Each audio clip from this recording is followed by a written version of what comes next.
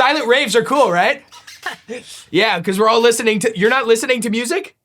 So I'm just dancing by myself. Okay, sorry. I was just grooving out to some banging tunes, which for legal copyright reasons, we can't share with you. But I know you know the feeling we all have when that one song comes on that you can't help but groove to. For me, it's Firework by Katy Perry, or Last Friday Night by Katy Perry, or Dark Horse by Katy Perry, or Roar by Katy Perry. I just really like Katy Perry, okay? But for the entire town of Strasbourg in what's now France, it was a lot less about the particular tune being played and a lot more about, well, actually, we don't really know what it was about. All we know is that in 1518, hundreds of people fell victim to a mysterious dancing plague that continues to puzzle scientists and historians. And it's even possible that some of the same mysterious forces are still at work today. Hi, I'm Archie McLaughlin, and this is The History Show. And I love to dance, don't get me wrong. Just maybe not quite like this.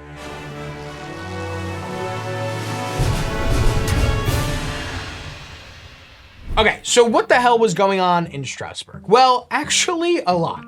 Strasbourg still exists today in modern day France, as I mentioned before, but back in the day, it was an autonomous city within the Holy Roman Empire. Located near the Rhine River, it was an important trade hub at the time, meaning that generally speaking, it was a pretty cultured and affluent place as far as early modern Europe went. Why do I still have these on? But in 1518, things were actually looking a bit grim for Strasbourg, thanks to flooding and to famine after said flooding, plus outbreaks of the bubonic plague, classic, and syphilis, fresh on the scene. Not to mention a pretty fireball that appeared overhead that obviously foreshadowed certain death. Of course, now we know that this was just a regular old meteorite that plummeted to Earth into some wheat fields. Those poor farmers. This was also a pretty specific moment for Strasbourg when it came to religion. About 4 years earlier, in 1514, big-time Bible scholar and critic Erasmus rolled through, leading to increasingly humanist views on religion. Basically, the view that religion should focus more on the people and less on the extravagant gifts to the Catholic Church. The Protestant Reformation was on the horizon, set to take the city by storm in just a few short years before seizing the rest of Europe. And already, the power of the church was kind of diluted compared to other places in the region, thanks to Strasbourg's emphasis on trade and industry that ran alongside religion. There were even rumblings of this new thing that we now call, get this, science. I don't even want to know what that is. That does not sound good. Like I said, there was a lot going on. A lot of stuff was changing pretty fast. And that meant that the Strasbourgians were under a lot of stress. The first dancer was a woman named Frau Troffea. Now, we don't actually know a whole lot about her, aside from that on an unusually hot July day, she took to the streets and started to dance. For a while. Like a long while. Like days. She danced for days. And it wasn't long before others followed her in her dance steps. Within just 4 days, 34 other townspeople joined Frau Troffea in her unceasing, unrelenting dance. It was dubbed St. Vitus's dance, after St. Vitus, a Christian saint who's said to be the patron saint of dancers. Now, the reason he's the patron saint of dancers is believed to be because when he was martyred, he was dropped into a big vat of boiling oil, which made his body look like it was dancing. Which again, a bit grim. Anyway, back to Strasbourg, the dancing that I'm referring to wasn't just a casual boogie. These people were flailing around like they were in the middle of a mosh pit at a Metallica concert. Concerned, some of the townspeople came up with a solution. They decided to drag the dancers to a nearby shrine to St. Vitus himself. And according to records of Sebastian Bryant, who was the secretary of the Strasbourg Council at the time, the dancers were given crosses to wear and special red shoes sprinkled with holy water as their neighbors prayed to St. Vitus to take away the dancing plague. An event that would eventually inspire one of Hans Christian Andersen's lesser-known fairy tales over 3 centuries later. But just 1 month later, the choreomania had spread to hundreds of people. The streets were packed with townspeople dancing until they dropped. Literally. Until they dropped and died. At its peak, the plague was taking about 15 lives a day. From heart attacks to strokes to just sheer exhaustion. This anonymously written poem describes the scene. Many hundreds in Strasbourg began to dance and hop, women and men, in the public market, in alleys and streets. Day and night, many of them ate nothing, until at last the sickness left them. This affliction was called St. Vitus's dance. It's a fire poem. Now, some people did keep visiting the shrine of St. Vitus, exalting him with prayer to stop the madness, but others had a different idea. Town authorities began sending dancers to the local hospital to search for a cause based on the medical ideas of the time, centered around the idea that illness generally came from an imbalance of one's bodily fluids. Unfortunately, the doctors were just about as helpful as the saint, eventually coming to the conclusion that the dancers were suffering from the very vague ailment of hot blood and recommended that they just dance it out. Sounds like a waste of a copay to me. To this end, the town officials who weren't busy praying cleared 2 marketplaces to create a huge dance floor for the afflicted.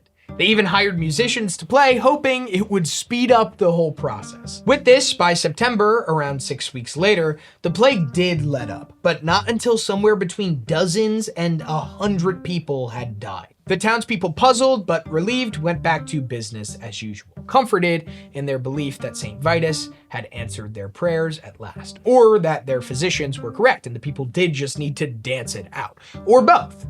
Or neither. Now, the whole thing remains a bit of a mystery, even today, something I'd heard about but never really learned about. But while we don't have an answer, unlike the people of 1518 Strasbourg, today we do have a bit of a wider view of what went down. A view that includes something pretty surprising. Other historical reports of bizarre, unexplained instances of choreomania in the Holy Roman Empire. The very first recorded instance of this uncontrollable mass dancing attributed to divine punishment happened in 11th century Saxony. But over the centuries, small outbreaks also popped up in what is now Switzerland, Holland, and Belgium.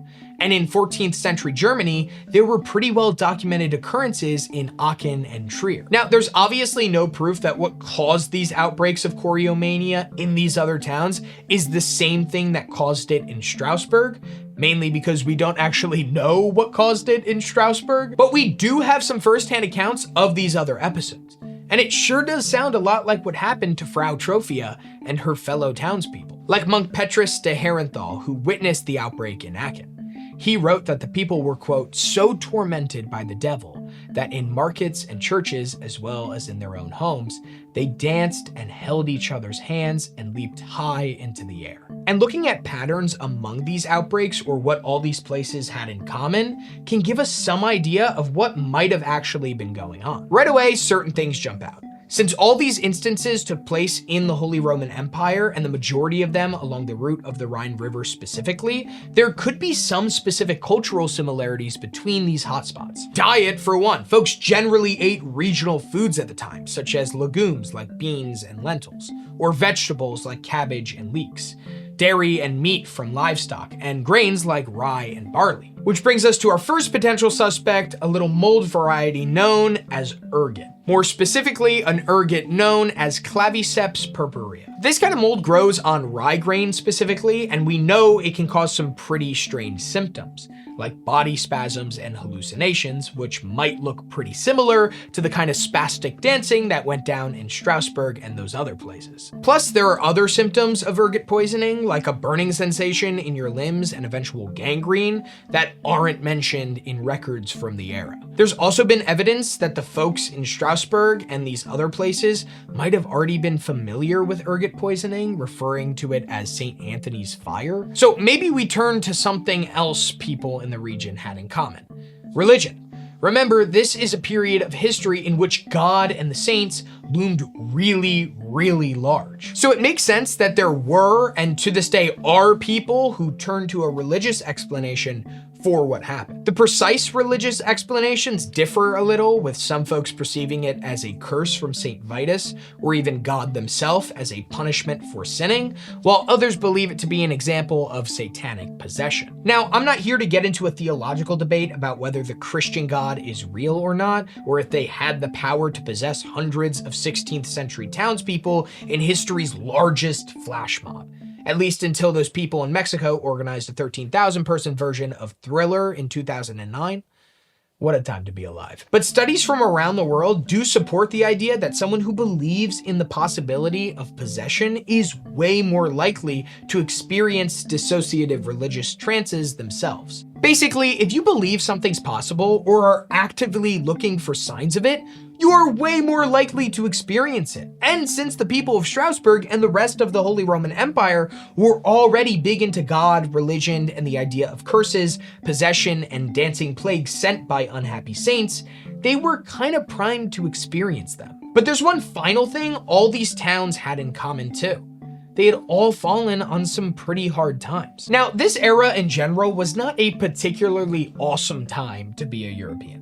There was plague after plague. The child mortality rate is generally thought to be roughly around 30%, though some estimated as high as 50%. But in majority of these places that experienced instances of choriomania, we can pinpoint additional stressors going on around the time of the outbreak. Like Aachen was coming off what might have been an epidemic of bubonic plague, which was followed closely by heavy flooding and bad harvests.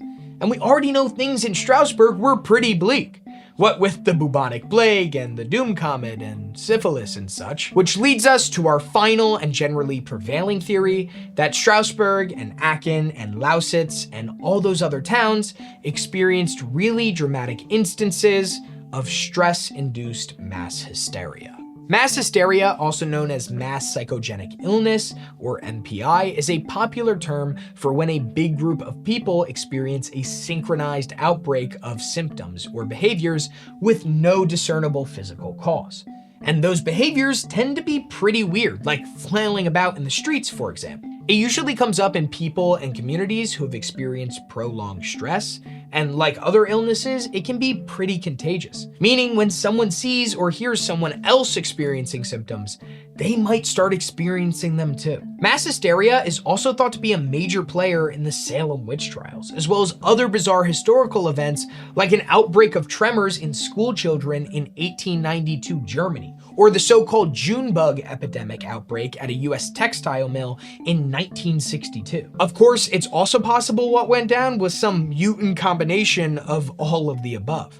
Like maybe Frau Trophia ate some moldy rye bread and started experiencing those spasms and hallucination. And then her religious neighbors might have witnessed her and felt moved by God or Saint Vitus or Satan to join her in the streets. And then all those other poor townspeople, overcome by stress upon seeing all these folks absolutely losing it, caught their symptoms, exploding things into a mass psychogenic illness outbreak. But, we'll never truly know. But it's not like we've left MPI behind today. While we haven't had any instances comparable to the scale of the Dancing Plague of Strasbourg, we have seen flickers of similar occurrences in recent years. Many of these instances take place in insular communities like schools or workplaces, like an all-girls school in Mexico City where students developed nausea and paralysis lasting as long as weeks. It's also worth taking a look at mass hysteria's less intense cousin, groupthink. Like mass hysteria, groupthink involves a whole bunch of people engaging in something they probably never would have on their own. But it's less about physical symptoms and a lot more about ideology.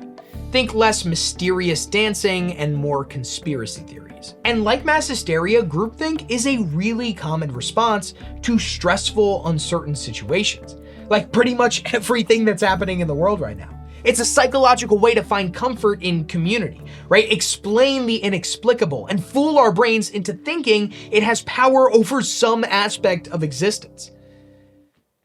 That got dark. In fact, like other kinds of mass hysteria, groupthink and belief in conspiracy theories are actually precipitated by a feeling of powerlessness and stress. I mean, studies have found that those who feel powerless are way more likely to buy into conspiracy theories presented to them. In the end, we can't really know for certain what happened to cause Strasbourg's great choriomania outbreak in 1518. Just like how we can't know what's gonna happen tomorrow or next week or 20 years from now. And that uncertainty can be uncomfortable, which is why so many of us turn to science or religion or both for answers to the unanswerable. But sometimes, even with our fiercest prayers and smartest scientists, we still have to admit an uncomfortable truth. That sometimes We simply can't be sure of something. And maybe that's okay. Thank you to everybody who helped make this episode. If you have any other buried historical stories you want us to dig up, let us know in the comments. If you see stories below that you like, you can upvote them and we'll add them to our ever-growing list of topics. Also, if you want to see more of what we're up to, you can join the Complexly newsletter by visiting complexly.com. I'm RJ McLaughlin, and I will see you in the next episode.